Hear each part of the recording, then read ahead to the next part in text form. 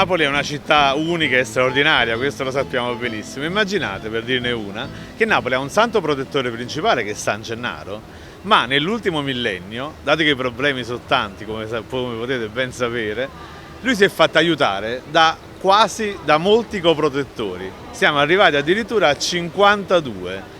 San Gennaro ha delegato a questi 52 santi alcune funzioni, diciamo, secondarie. Sant'Irene protegge Napoli dai fulmini, Sant'Emidio la protegge dai terremoti, San Raffaele protegge le stelle che hanno fatto un buon matrimonio, ne abbaciò pesce San Raffaele il 24 ottobre a Mater Dei, Santa Maria Francesca per le donne che desiderano avere una gravidanza, desiderano avere un bambino, Sant'Anna e Santa Patrizia si occupano di gravidanza e parto, Santa Candida che si occupa delle malattie corporali e addirittura uno che si occupa dell'emicrania, Sant'Aspreno.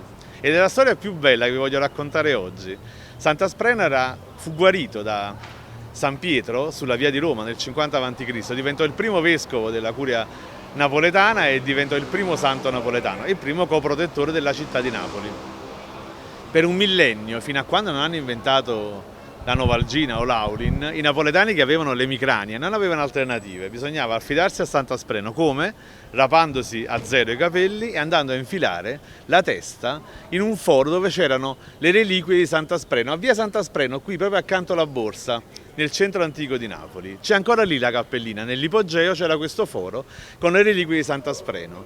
Dunque, ogni qualvolta poi i napoletani si lavavano i capelli, c'era questa canzoncina che si cantava sempre, me la cantava mia nonna sulle gambe. Carusa, mallusa, mietta capando purtus, caiescio scarafone, toroso come l'ona. Erano canzoncine che quindi affondavano le loro origini sulle pratiche comuni napoletane. Oggi se andate al Duomo di Napoli, i custodi vi racconteranno che nel 1920 Helmut Roche, proprietario della casa farmaceutica Roche, venne a Napoli e qui ascolta la storia di Sant'Aspreno che guarisce dai mal di testa. Ebbene, deciderà di mettere il nome commerciale all'acetil salicilico di aspirina in omaggio a Sant'Aspreno, che ricordatevi ragazzi, l'ombelico del mondo è qui a Napoli.